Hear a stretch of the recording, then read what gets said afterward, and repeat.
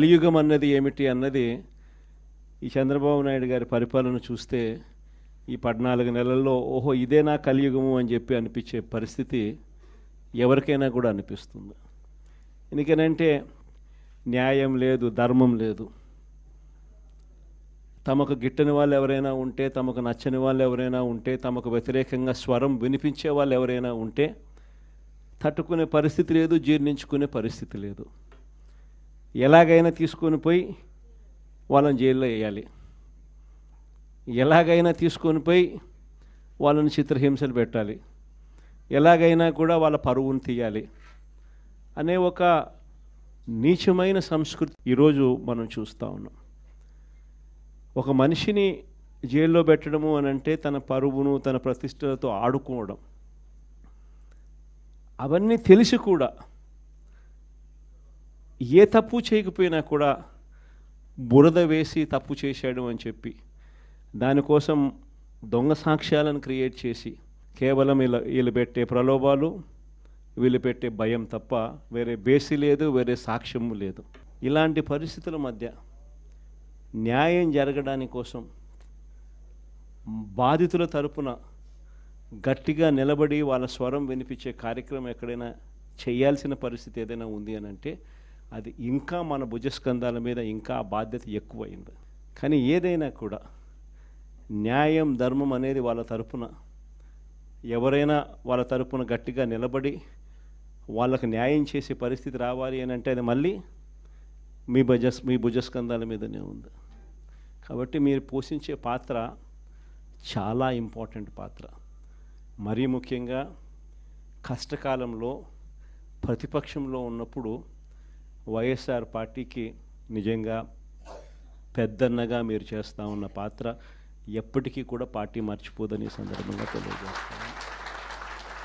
ఎవరికి కూడా ఊహించని విధంగా కూడా ఇంతకుముందు గతంలో ఎప్పుడు జరగని విధంగా కూడా లీగల్ కమ్యూనిటీకి మరీ ముఖ్యంగా ఫస్ట్ టైం లా కంప్లీట్ చేసుకొని తమ కాళ్ళ మీద తాము నిలబడడానికి సిద్ధంగా ఉన్న యంగ్స్టర్స్కు, యంగ్ లాయర్స్కు ప్రభుత్వం అప్పట్లో క్రమం తప్పకుండా సహాయ సహకారాలు అందిస్తూ లా నేస్తం పేరిట అండగా నిలిచిన చరిత్ర కూడా ఇంతకుముందు ఎప్పుడూ జరగల. అదొక్క వైఎస్ఆర్సీపీ ప్రభుత్వం వచ్చిన తర్వాత మాత్రమే ఆ చరిత్ర కూడా చూసాం.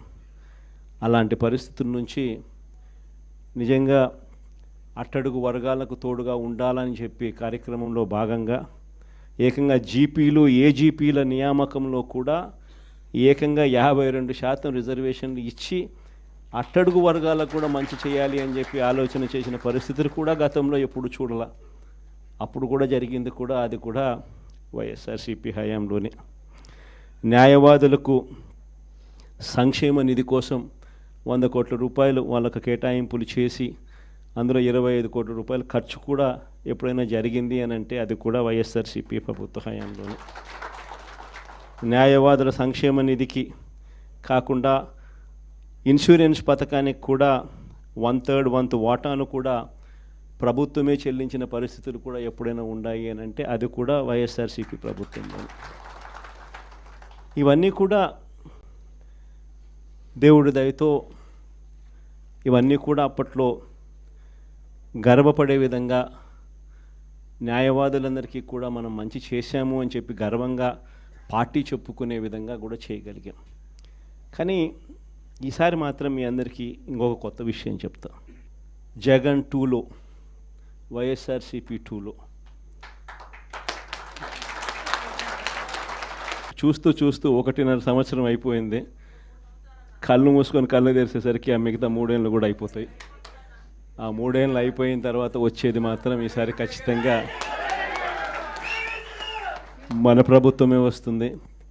ఎందుకనంటే ఇంతగా మోసాలు చేసిన పరిస్థితి, ఇంతగా అబద్ధాలు చెప్పిన పరిస్థితి బహుశా ఈ రాష్ట్ర చరిత్రలో ఎప్పుడు కూడా మనం చూసి ఉంటాం. చివరికి లాయర్లకు కూడా మోసం చేసిన పరిస్థితులు కూడా మనం చూస్తూనే ఉన్నాం.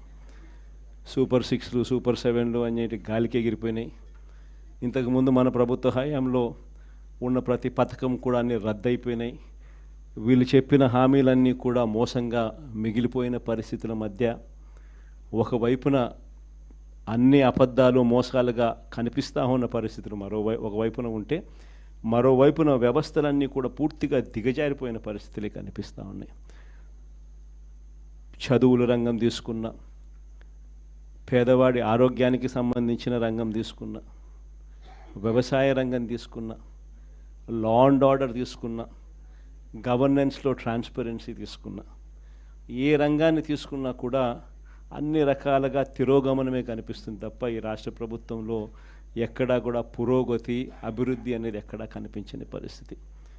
మరోవైపున విచ్చలవిడి కరప్షన్, ఎక్కడ చూసినా కానీ కరప్షన్ అనేది మామూలుగా లేని పరిస్థితిలో ఈరోజు చూస్తూ ఉన్నాం.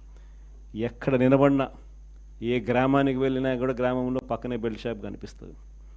విచ్చలవిడిగా బెల్ట్ షాపులు మన కళ్ళ ముందనే ఎంఆర్పి రేట్ కన్నా ఎక్కువ రేటుకి అమ్ముతూ ఉన్నారు. డైరెక్ట్గా ఎంఆర్పి రేట్ కన్నా ఎక్కువ అమ్ముతూ ఉన్న బెల్ట్ షాపులు ఎవరు నడపాలా అనేది ఆక్షన్లో పాడుతూ ఉన్నారు.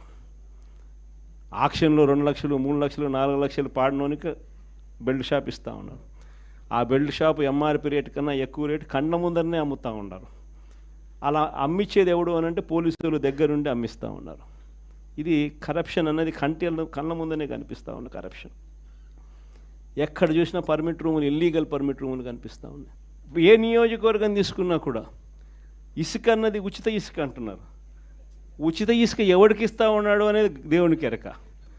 కళ్ళు ఎదుటే కనిపిస్తూ ఉన్నది ఇసుకే మన ప్రభుత్వ హయాంలో కన్నా డబుల్ ద రేటుకి అమ్ముతూ ఉన్నారు.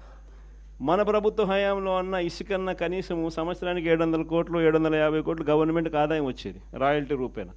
ఇప్పుడు రాయల్టీ రాకపోగా ఇసుకేమో డబుల్ రేటుకి అమ్ముతూ ఉన్నారు.